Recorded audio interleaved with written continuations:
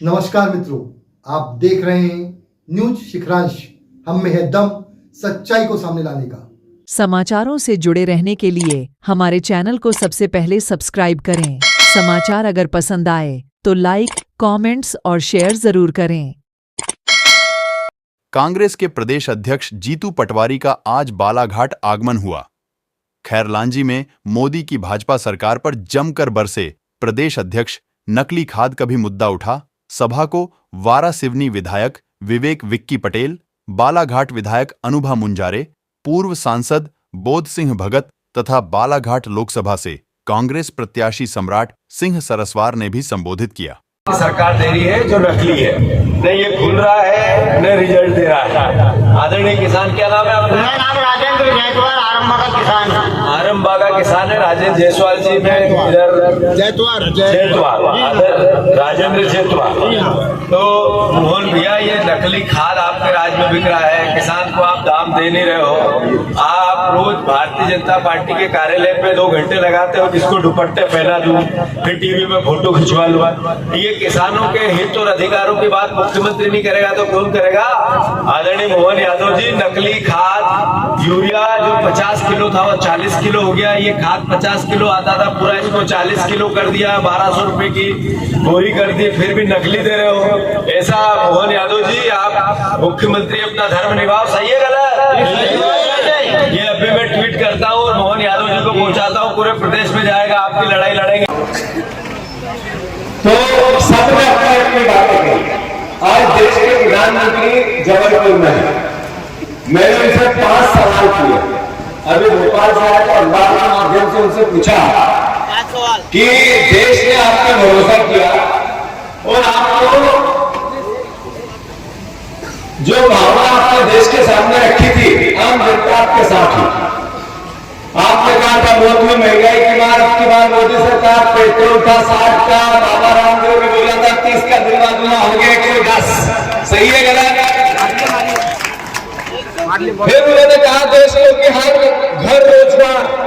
एक पिता अपने बेटे को पेट काट काट कर पढ़ाता है, लिखाता है, अपने बेटे को, बच्चों को कहीं जबलपुर भेजता है, कहीं भोपाल भेजता है, कहीं और नागपुर भेजता है, और जैसे तैसे कैसे बेटा ग्रेजुएट करता है पर नौकरी नहीं मिलती, परेशान होता है, नशा करने लग जाता है। माता पिता इस यातना को देख देख के रोज कुंठित होते हैं। सही है कि गलत?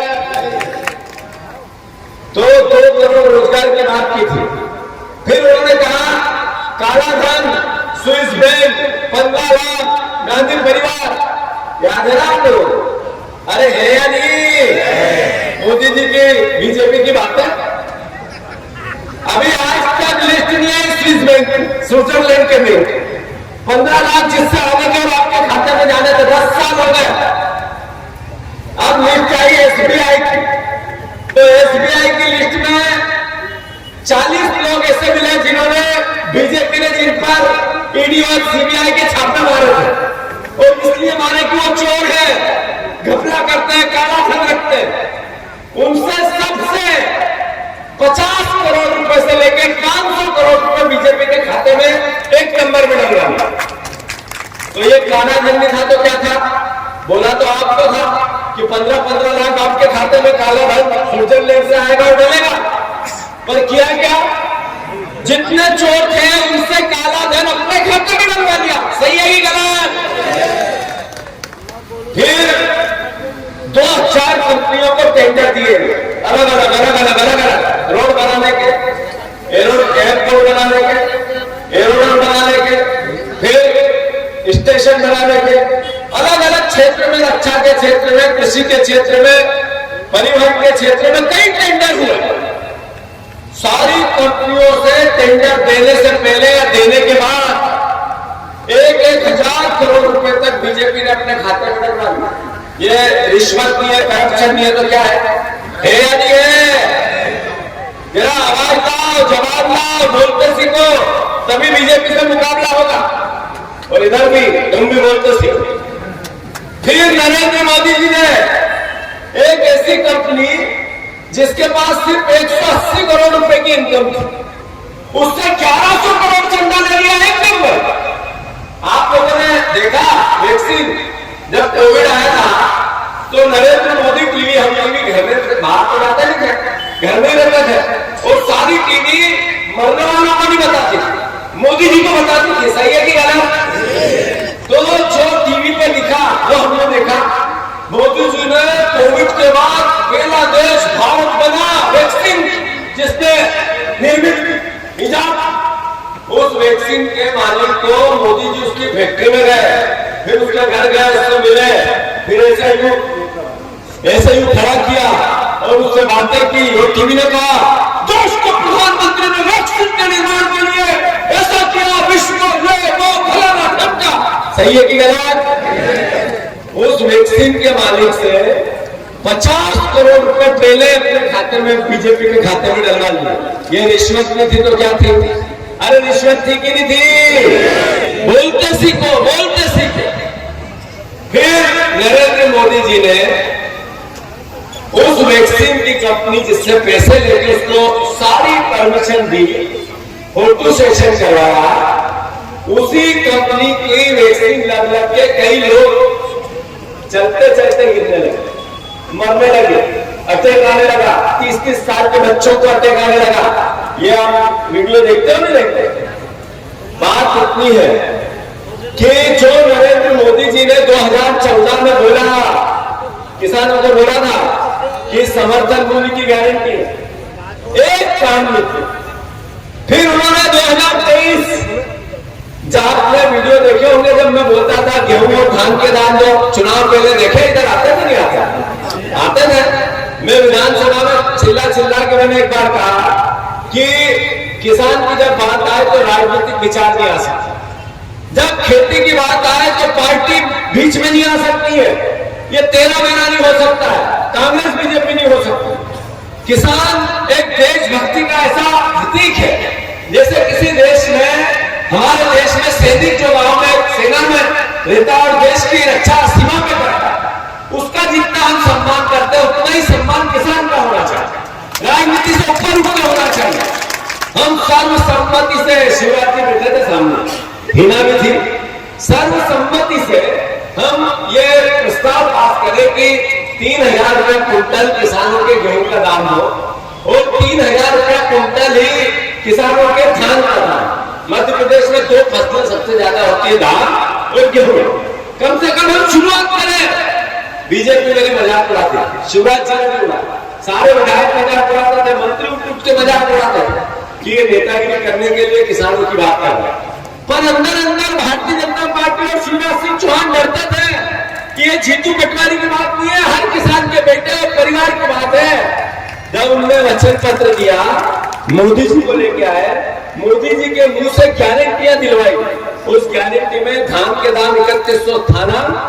अरे था या नहीं था? फिर आज 5 महीने हो गए, पड़ोस के राज्य में धान की कीमत बढ़ी हुई है, हमारे यहाँ धान की कीमत, खेती किसान को पूरे ही नहीं, लागत निकले ही नहीं। जो खरीफ की फसल, दूसरी फसल धान की आती है, वो 1200 में बेचनी पड़ती है। सही है गलत? अरे सही है कि गलत? बोलते रहो, बोलोगे तो अंदर मन में सूत्रता आई रबी की फसल। तो मैं आप सबसे अनुरोध करता हूं कि धान के दाम बीजेपी के किसान के भी है, भारतीय जनता पार्टी के कार्यकर्ता के भी है, उस विचार को मानने वाले के भी है। अगर ये बढ़ेंगे तो उसको भी फायदा होगा, और अगर नहीं बढ़ा तो उसको भी नुकसान होगा। फिर मोदी जी के भाषण से अगर मेरा पेट भरा जाए बीजेपी के कार्यकर्ता का तो भर लेंगे, पर धान के पैसे आम किसान को मिलना चाहिए। तो मैं एक आइडिया देता हूं, बीजेपी के लोग प्रचार करना आना चाहते हुए कि हो गए भाभी का धान, ये एक मुट्ठी धान लो, ऐसे ये धान है, ये धान है, एक मुट्ठी धान लो और जैसे बीजेपी के नेता आए उसकी झोली में डाल, इन्हें पहले इसका मूल्य ला दे 3100, फिर वोट ले ले। सही है कि गलत? जरा एक काका इधर आओ, आप बीजेपी के नेता बन जाओ, आओ, तू आजा, हाँ खड़ा हो, अरे कोई तो जा, अरे तू आजा भैया, वो बाबा को बोला, वो बाबा आप दादा इधर आओ। याद रखना ये बात, वीडियो बनाओ सब, वीडियो बनाओ। नहीं, वहाँ से निकाल लो अपना। 1 2 3 काका नहीं काका यही रहो। ये तुम्हारा गमछा खोलो। धान अपनी फसल अपनी माँ होती है, नीचे भी नहीं गिरने देंगे। मैं फिर से कह रहा हूँ, बीजेपी के नेता जैसे ही आपके घर आए 3100 रुपए धान के दाम दे, 2 वोट की बात करो और नहीं दे तो 1 मुट्ठी धान दो। ऐसे लो काका ये 1 मुट्ठी धान दो, ये धान दो और कहो 3100 दो तो खुशो, नहीं तो अपना रास्ता ना दो। सही है कि गलत? याद रखो। तो किसान अभी बीजेपी के लोगों की गाड़ियां नहीं घुसने दे, कई गांवों से खबर आती।